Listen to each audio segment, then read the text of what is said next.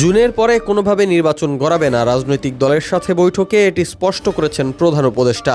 তথ্যটি নিশ্চিত করেছেন নাগরিক ঐক্যের সভাপতি মাহমুদুর রহমান মান্না।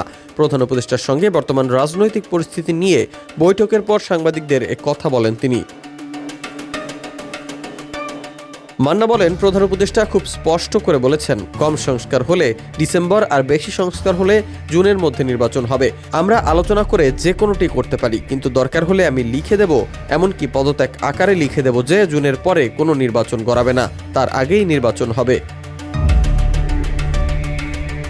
তিনি আরও জানান, প্রধান উপদেষ্টা বলেছেন, যারা সন্দেহ করে যে তিনি হয়তো ক্ষমতা দীর্ঘস্থায়ী করতে চান, তাদের জন্য দরকার হলে তিনি প্রমিজরি নোটের মতো করে লিখে দেবেন যে তিনি কোনোভাবেই ক্ষমতা বাড়াতে চান না। এই অন্তর্বর্তী সরকার ক্ষমতা বাড়ানোর উদ্দেশ্যে কাজ করছে না, বরং সামনে একটি নির্বাচন নিয়ে গণতন্ত্র নির্মাণের জন্য যা করা দরকার সেটি করবেন তিনি।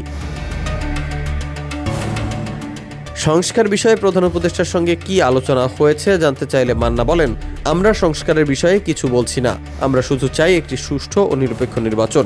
হঠাৎ করে তৈরি হওয়া রাজনৈতিক অস্থিরতার মধ্যে 25 মে বিভিন্ন রাজনৈতিক দল ও নেতাদের সঙ্গে বৈঠকে বসেন মোহাম্মদ ইউনূস।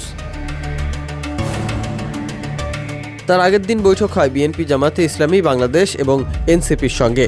এই বৈঠকে নির্বাচন, সংস্কার ও বিচার নিয়ে তিনটি দলই তাদের আগের অবস্থান তুলে ধরেন। দ্বিতীয় দিন 2 দফায় 20 জন নেতার সঙ্গে বসেন প্রধান উপদেষ্টা। সরকার প্রধানের বাসভবন যমুনায় প্রথম দফা আলোচনা সম্পন্ন হয়।